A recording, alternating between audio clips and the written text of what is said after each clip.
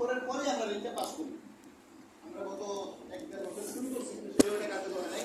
এটা গত বছর থেকে চালু আছে এবং এটা এখন থেকে ভরপুরভাবে চালু। আমরা আগে যে ঋণটা দিতাম গয়রা সবাইকে, যার ফলশ্রুতি অনেকে মিসইউজ করতো। মিসইউজটা কেমন? আমরা দিতাম তার কল্যাণ জন্য, সেজন্য সুদ থেকে ফিরে আসে। কিন্তু উনি করতো কি, আমাদের থেকেও ঋণ নিত, সুদের জায়গা থেকে ঋণ নিত। এই ধরনের যারা ব্যক্তি আছে আমরা তাদেরকে ঋণ দিতে চাই না। কি বলেন ইনশাআল্লাহ? আমরা রাজেশ সাহেব একটু মোটামুটি জানাইছি, আমরা ঋণ দিব 2 শ্রেণীর লোক। এখন থেকে ঋণ দেবো কয় শ্রেণীর লোককে? 2 শ্রেণীর। 1 নাম্বার, যারা কখনোই সুদ খাবে না বলে আল্লাহর নামে ওয়াদা করবে যে তারা জীবনে কোনোদিন সুদ খাবে না, তারা কখনো সুদ খাবে না।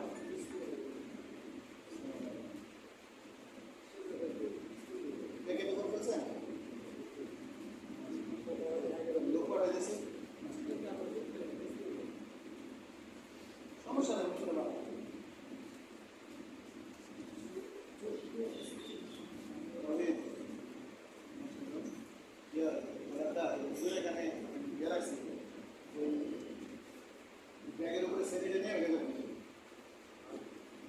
যারা কখনোই সুদ খাবে না বলে ওয়াদা করবে। বাসায় লেবু দিচ্ছে কিনা দেখে তো লেবু নিয়ে আসে।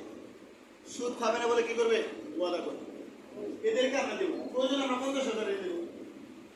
আমরা এখন যেটা গয়না সবাইকে দিতেছি 25,000, আমরা এটাকে কমায় ফেলবো। প্রয়োজন আমরা 50,000 দেবো। যদি তার এমার্জেন্সি তারা 1 লাখ দেবো, কিন্তু তারা আমরা সুদ থেকে ফিরে আসবো এবং সে সুদে যাবে না বলে ওয়াদা দেবে। ঠিক আছে তো ইনশাআল্লাহ? ইনশাআল্লাহ। তাহলে ভাই কি বলেন?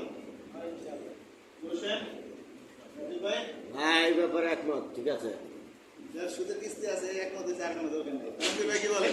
বাদ করে দিব, হ্যাঁ, কিন্তু হ্যাঁ কত সুযোগ দিতে হইব। এখন ধরেন হ্যাঁ দেউলিয়া, এখন আপনি দিবেন 10 টাকা, 10 টাকায় তো হ্যাঁ পারবো না বিপদ হারতে, তখন তো হ্যাঁ বাধ্যতা মূল্য যাইতে হইব। এখন যদি আপনি 20 টাকা দিয়ে হারে হারাই আনেন, তাইলে হ্যাঁ অন্তত ফিরে আইতে পারবো। সিস্টেম এমন করতে হইব। আমি ওইটাই বুঝাইছি, আমি ওইটাই বলছি আরেকটা বিষয় ভাই, যে 2 জনকে 20 টাকা না দিয়ে 1 জনকে 20 টাকা দিতে হইব। দেখেন একটা সময় আমাদের বাসায় কি ছিল, আমার যতটুকু মনে পড়ে আল্লাহ